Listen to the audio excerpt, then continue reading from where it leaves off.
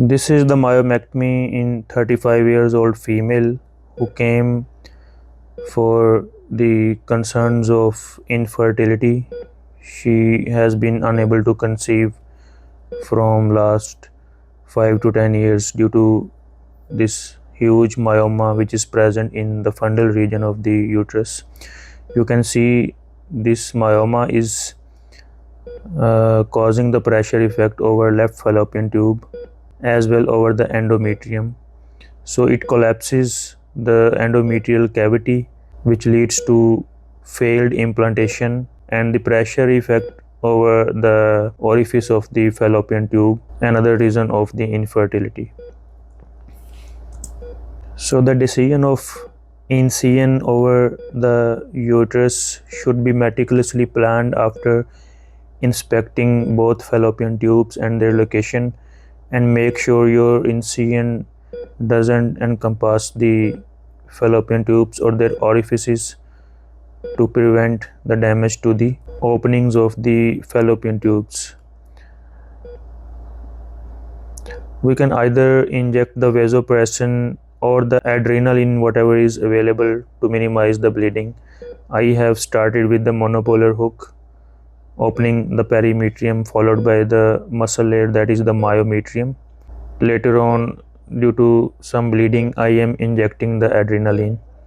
The dose of the vasopressin is 10 international units, 10 to 20 international units around the myometrium in the muscle layer. And if you are going to use the adrenaline, use 1 milligram of adrenaline and dilute it in 200 ml of saline and use 10 to 20 ml of it.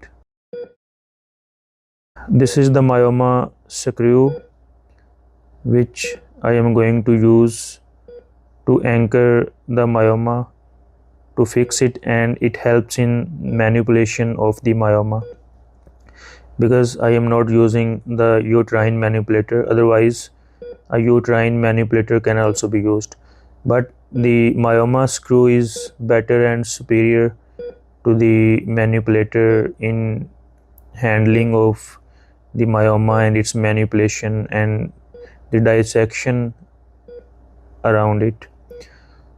So as soon as you open the muscle layer of the uterus, the whitish colored myoma gets visible immediately beneath it. The optical port I have inserted in the supraumbilical crease, that is 10 mm 30-degree HD camera, and the two 5 mm working ports are inserted in the mid-clavicular lines about 7 cm away from the optical port. There are different methods of dissection of the fibroid from the myometrium. The energy device can be used. I am using the sucker end, or the monopolar hook can also be used. I prefer the sucker end or simple a gauze piece for blunt dissection. The benefit of sucker end is the application of suction along with dissection. So any bleeding during dissection, it gets sucked while we are doing the dissection. So I am keeping the suction pressure minimum so that the pneumoperitoneum is maintained, as well as the desired suction of blood, it is also achieved. Gradually the myoma or the fibroid is being separated from the muscles of the uterus from the myometrium. We can remove the myoma screw and reapply it at different location as per ease, so that the dissection continues all around.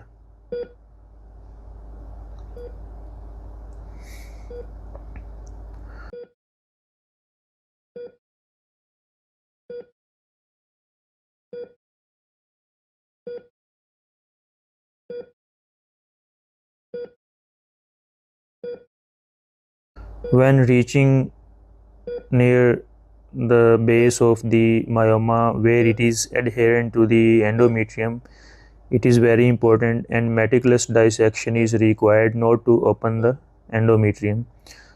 One should avoid opening the endometrium and entering into the uterine cavity, as it leads to the adhesions and it causes the problems with future conception.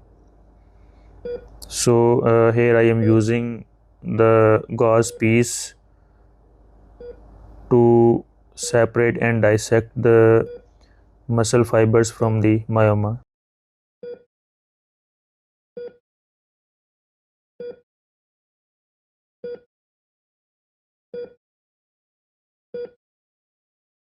The key principle is to stay along the wall of the fibroid. If you stay along the wall of the fibroid, there is no risk of opening the endometrium and entering the uterine cavity. So gradually, with blunt dissection, staying along the fibroid, it gets separated from the muscle layer.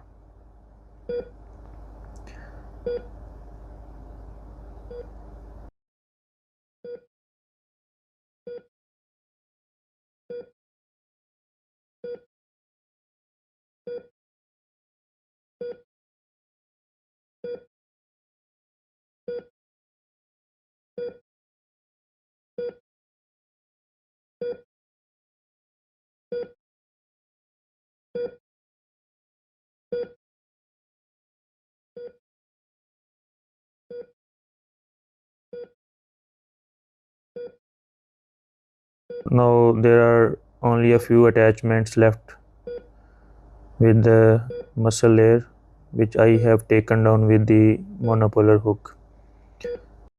Now you can see that this myoma has been separated easily from the uterus, just like it popped out from the uterine muscle layer.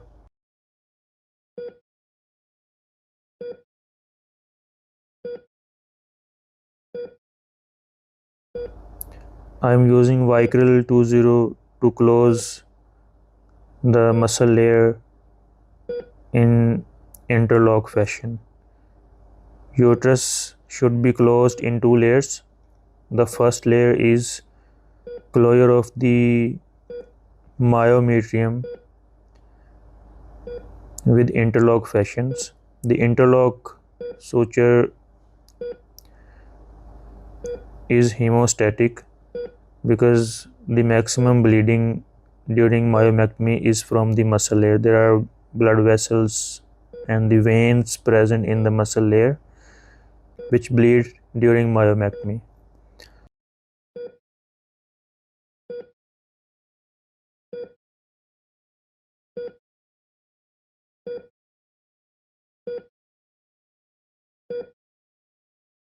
So the interlock suture fashion, it is hemostatic and the bleeding is stopped with the suture fashion.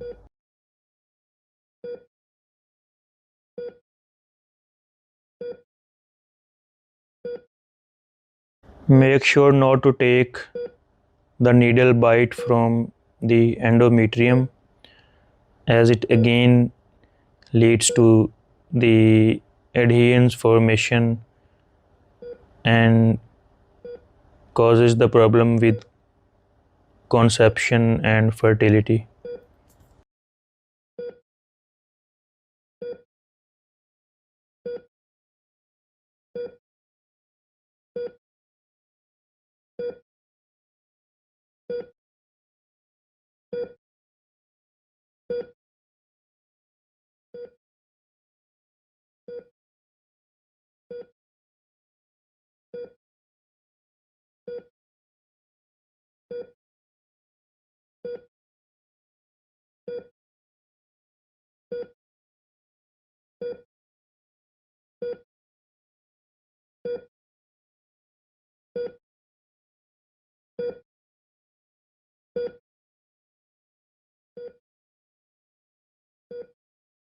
Tying the knot when reached over the opposite corner. An assistant can help to hold the suture end, thus helping in the knotting. I have also inserted a 10 mm port for the assistant, which is helping me in the suturing. This port can be extended to 20 or 3 centimeter, and the myoma can be removed from this port. Now I am again using the Vicryl 20 to close the perimetrium in simple continuous manner. So this is a two-layer closure of the uterus after removal of the myoma.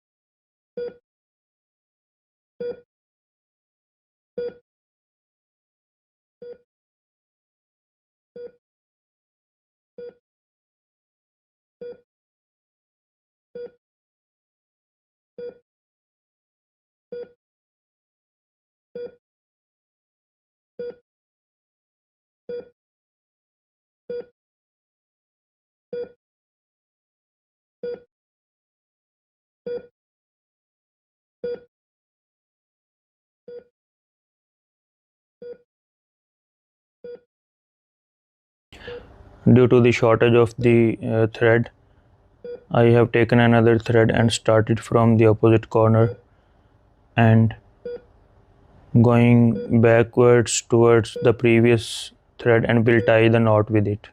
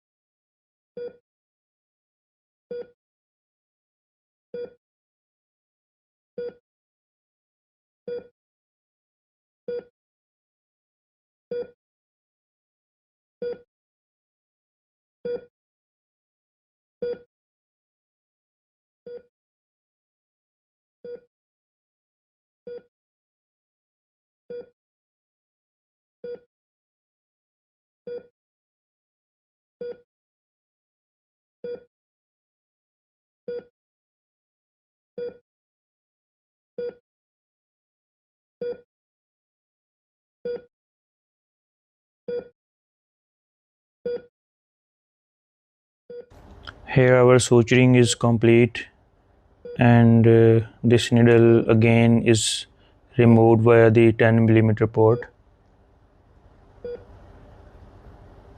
and both of these needles are again removed via the 10 mm port.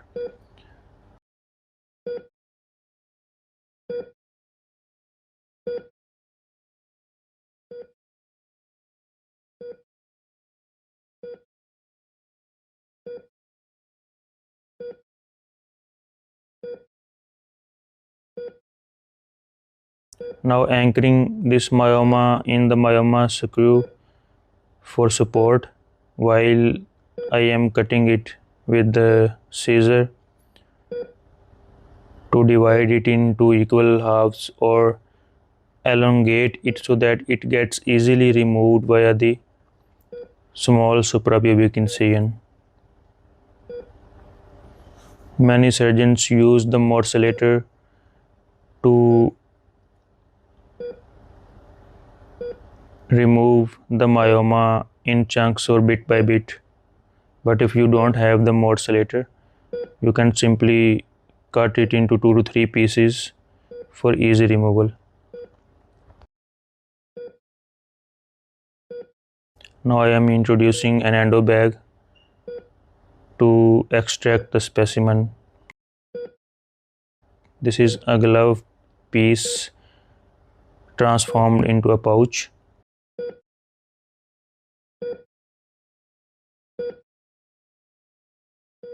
Inserting a drain in the pouch of Douglas, and it was removed on second post-operative day when the output was less than 10 ml.